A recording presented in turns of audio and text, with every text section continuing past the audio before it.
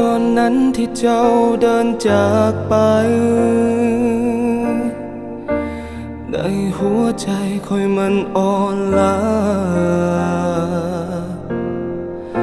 แต่ในตอนนี้เจ้าเดินกลับมาพร้อมกับน้ำตาและความเสียใจเพราะเขาทิ้งเจ้าจากไปให้เจ้าเสียใจมีน้ำตาเจ้าจึงต้องการอยากกลับมาให้คอยดูแลรักษาเจ้าอีกครั้งคอยเจ็บกันพอคอยหับบ่ไหวพอเจ้าเสียใจกับเขาเจ้าจึงอยากกลับมาหาทั้งตอนนี้คอยบ่ต้องการให้เจ้ากลับมากว่าจะใช้เวลาให้ลืมเจ้าคำว่าฮักระหว่างสองเฮามันจบไปดนแล้ว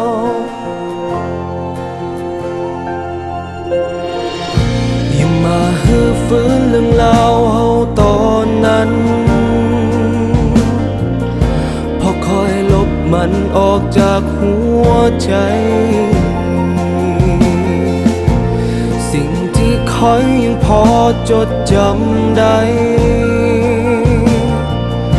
คือความเสียใจที่เจ้ามีให้กันพอเขาทิ้งเจ้าจากไปให้เจ้าเสียใจมีน้ำตาเจ้าจึงต้องการอยากกลับมาให้คอยดูแลรักษาเจ้าอีกครั้งคอยเจ็บเกินพอคอยหักบ่ไหวพอเจ้าเสียใจกับเขาเจ้าจึงอยากกลับมาหาทั้งตอนนี้คอยบ่ต้องการให้เจ้ากลับมา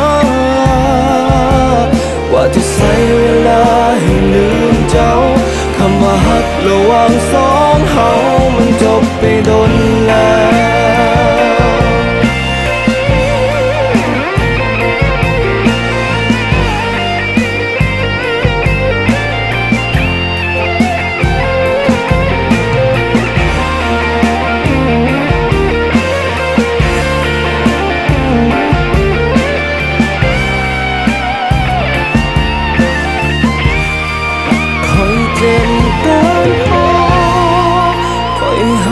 บ่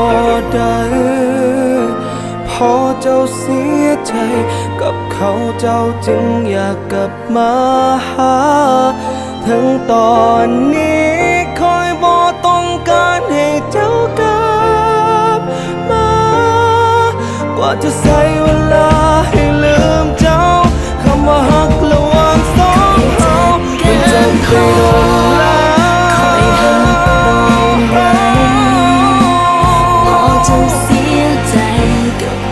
เจ้าจึงอยากกลับมาหา